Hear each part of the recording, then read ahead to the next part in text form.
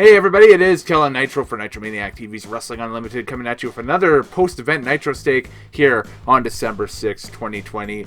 It was the second of two specials this week in the ongoing NXT versus AEW war for ratings and supremacy, basically.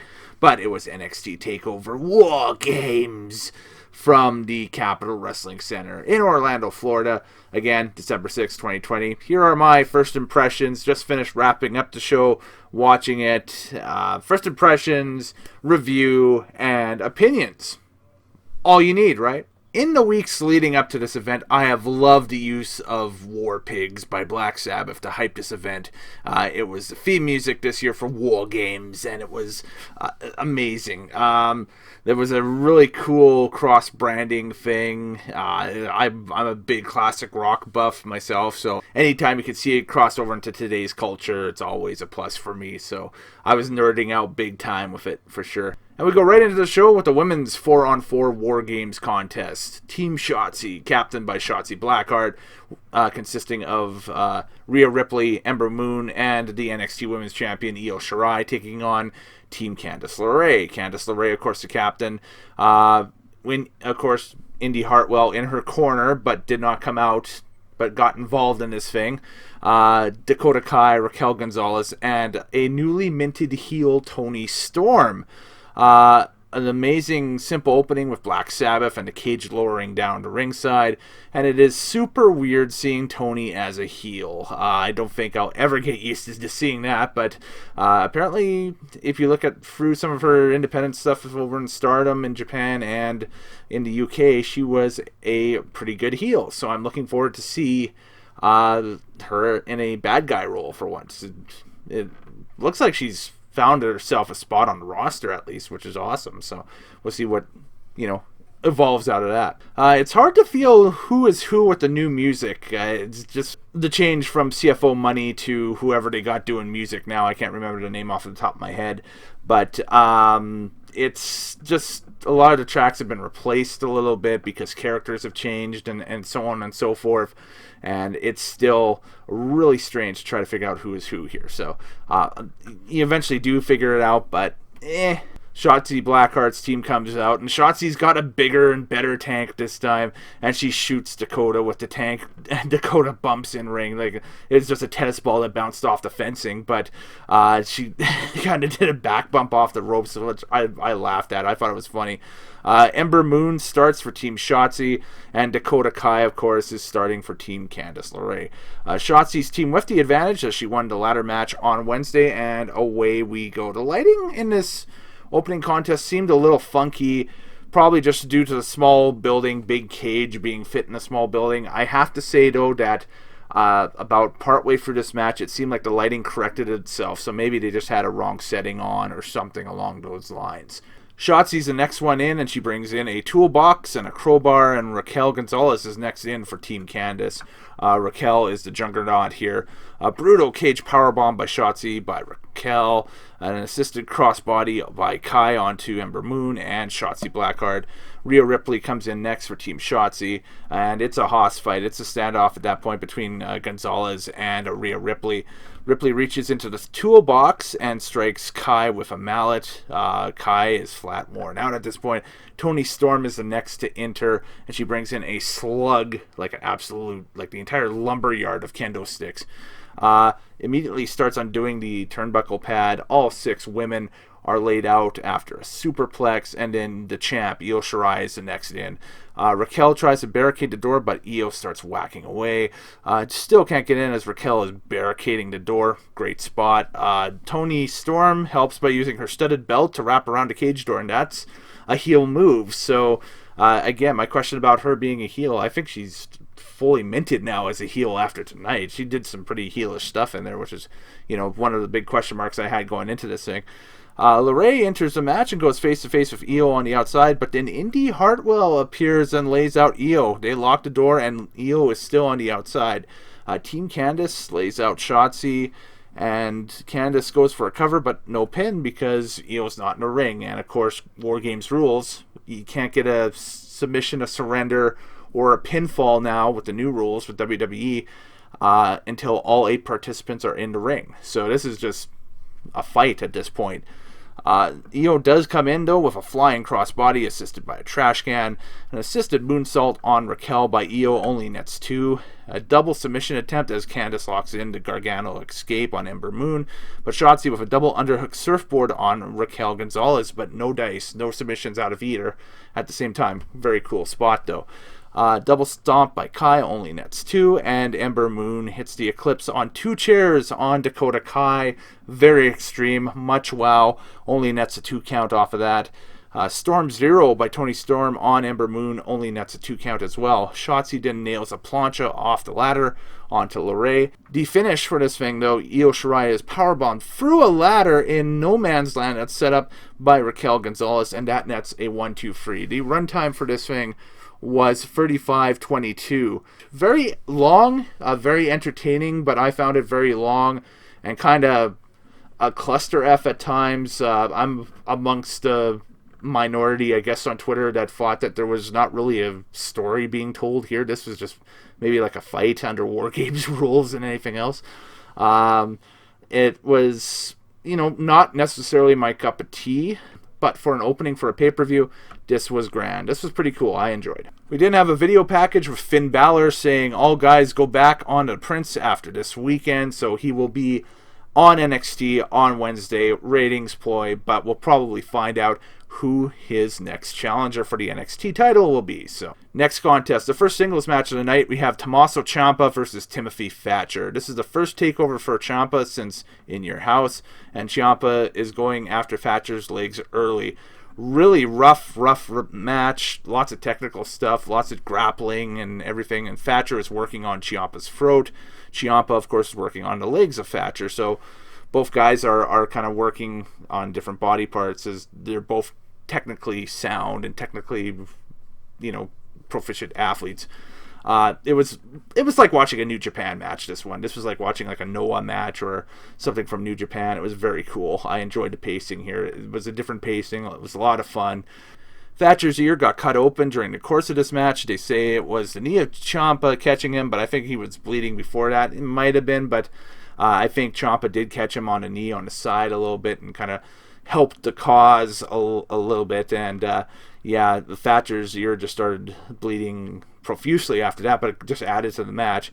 And for the finish, Ciampa nails the Widow's Bell, and that's a free count off of the rope. Well, a rope-assisted Widow's Bell, because Thatcher had gone out to the outside and came back in, but Ciampa caught him, and much like the draping DDT that Randy Orton uses, Ciampa can nail that Widow's Bell finisher off of the ropes, as we've seen in the past with Johnny Gargano and so on and so forth. So, again, that's a free count, but it was hard fought, like really hard fought, and the runtime for this thing was 16:46. So a fun 15-plus minute encounter. A lot of good technical wrestling, and Ciampa looks like they're building him back up again after the injury troubles of this year and just being off of TV and so on and so forth. So, again, this match, a very passable singles match. I enjoyed. Up next, the strap match with Cameron Grimes taking on Dexter Loomis. Yes, the conclusion of the wacky cinematic stuff from Halloween Havoc. Yes. It's fun seeing Trevor Lee have fun. Like, dude deserves it. Grimes is in control, attempting to jump Loomis before the bell. But Loomis grabs control, Cameron Grimes is dragged in, and both men are strapped in. It's time for the opening bell. They had the old school strap where it was wrapped around the wrist, and instead of, dragging somebody to all four corners or something, this basically was a no disqualification fight. Pinfall or submission ended it. So, the new age rules to help get these matches over quickly and kind of simplistic, simplify things for the audience a little bit watching, but it's still a strap match. So still kind of old school feeling. Grimes tosses Loomis over the barricade, no effect as Loomis rises up like a psycho. Wow, what is with that? But Grimes gets back on the attack. Loomis is blinded temporarily by Grimes using a black sack, but Loomis fights back and goes a whipping on Grimes. Grimes with an inside-out power slam only nets 2. Both men go for their finishers, and it ends up with Grimes going face first into a chair into the ring. Loomis locks in the silent submission hold for the win. Fantastic match, lots of fun.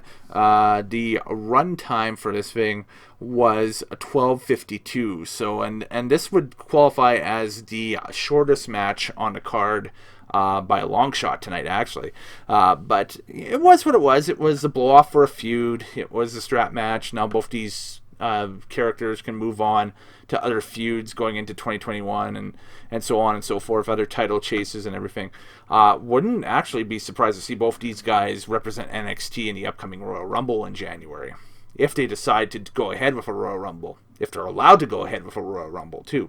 Don't forget, the times of Corona may make things challenging to have that type of match go on as it is, or as it has been.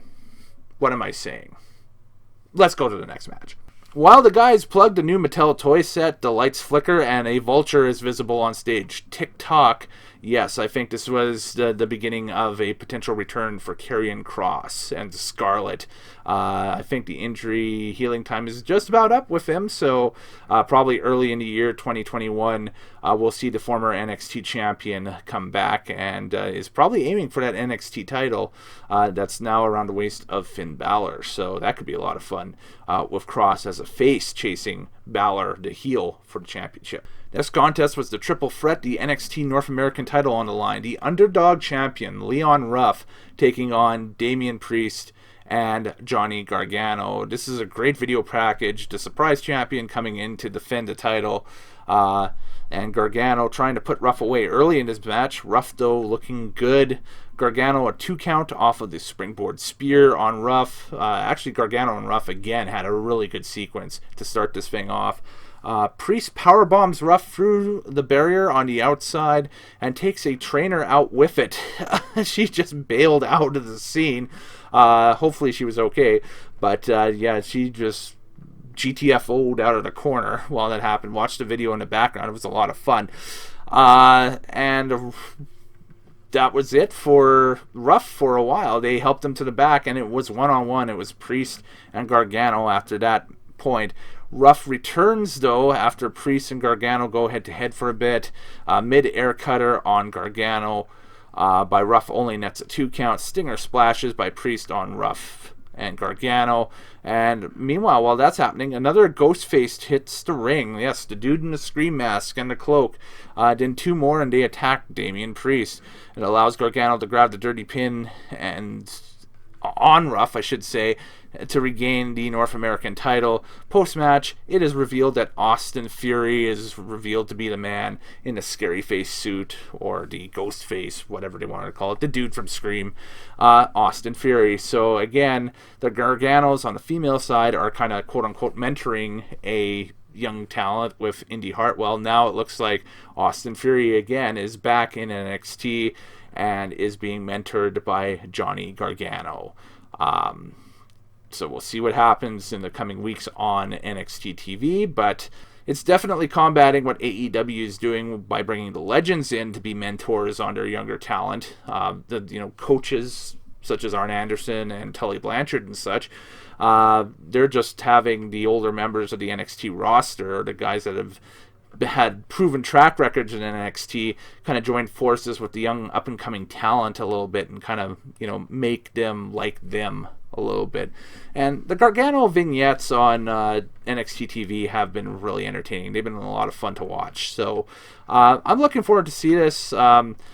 I think that this is a second chance for Theory for sure, because of the Seth Rollins Monday Night Messiah, the disciples of Seth Rollins, that whole gimmick, kind of went its way, and Theory has had issues, with creative and then, outside of WWE as well over the past few months.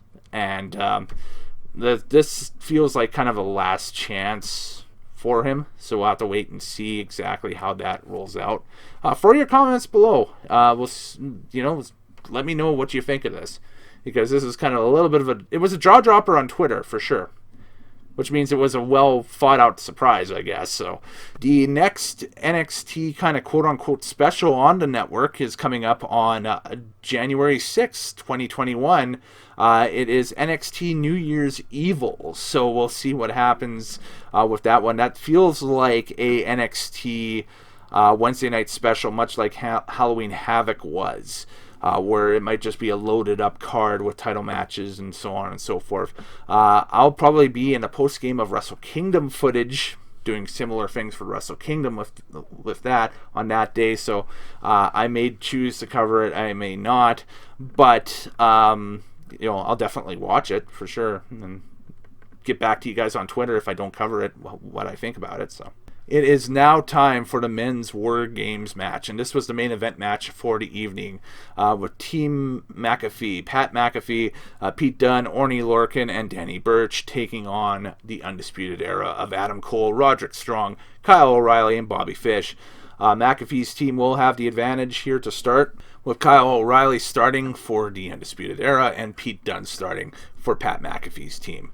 Dunne is in control early, tons of joint manipulation spots, and the heel hook, though, by Kyle O'Reilly gets locked in.